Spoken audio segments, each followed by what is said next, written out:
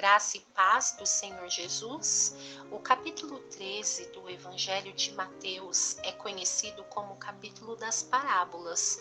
Parábolas eram histórias contadas para exemplificar uma verdade. A Bíblia diz que Jesus contava muitas parábolas aos seus discípulos para ensinar o Evangelho e revelar o reino de Deus a eles. Logo no início desse capítulo, Jesus, então, por meio de parábolas, traz uma figura de um agricultor que semeia a mesma semente em solos diferentes. E cada solo corresponde de uma maneira diferente.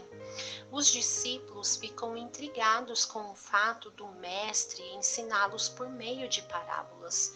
Jesus então mostra para eles que são verdades reveladas somente àqueles que de fato amam a Deus, pois quem não ama a Deus sinceramente não procura conhecê-lo, nem conhecer o sentido de suas palavras. Ao contrário, o que ama quer conhecer até mesmo em seus detalhes.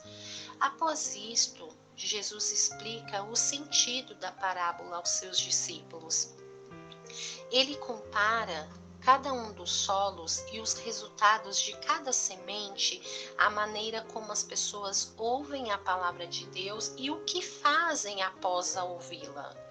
Em seguida, ele conta também a parábola do joio e do trigo, onde mostra que o cristão sincero e verdadeiro alimenta multidões com seu bom testemunho, ao contrário do joio. Embora o joio e o trigo possuam a mesma aparência na fase inicial, a distinção é muito evidente no período da colheita. Além disso, a farinha produzida pelo joio não serve para alimentar ninguém, pois é estéril. Mais uma figura, então, é utilizada aqui, a do grão de mostarda, para exemplificar o reino de Deus. Ela era considerada na época a menor semente cultivada pelos agricultores da Palestina nos dias de Jesus. Mesmo sendo inicialmente uma semente minúscula, o seu desenvolvimento é extraordinário, sendo capaz de gerar grandes árvores. Jesus então utiliza esse exemplo para mostrar que o reino de Deus, embora tenha um começo humilde na terra, ele se tornaria amplo e muitas pessoas de todo o mundo se abrigariam nele. Cristo usa mais uma comparação aqui para exemplificar a expansão do reino de Deus. E dessa vez ele usa a figura de um fermento. É interessante notar que o fermento muitas vezes é utilizado na Bíblia para falar de pecado, algo ruim. Mas aqui na parábola do fermento é diferente.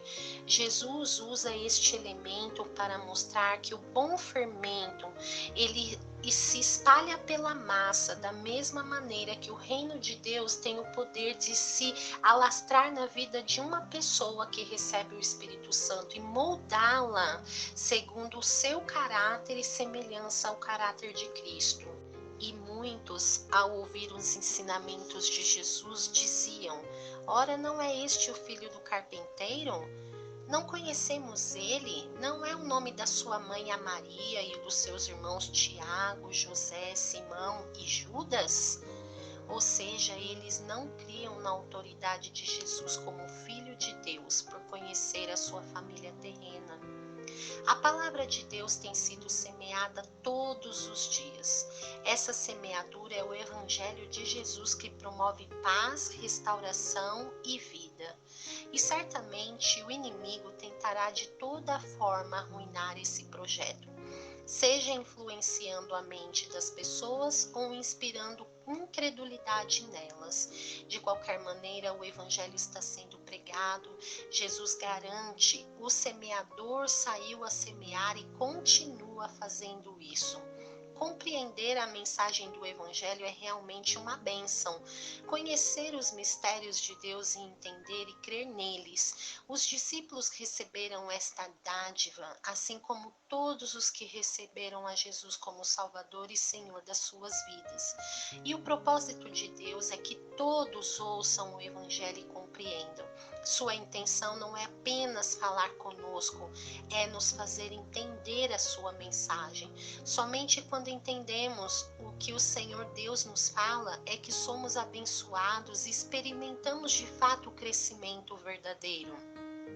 O reino de Deus tem começos muito humildes. Um grupo de 12 homens começaram seguindo Jesus, testemunharam sua morte e ressurreição, pregaram o evangelho no poder do Espírito Santo e a mensagem tem se espalhado ao longo dos anos.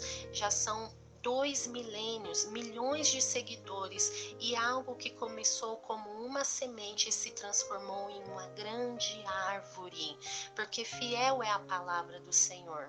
Por mais que o diabo e o pecado tentem frustrar o crescimento do reino de Deus, mais ele cresce. A Bíblia diz que a porta do inferno não prevalecerá contra a igreja do Senhor.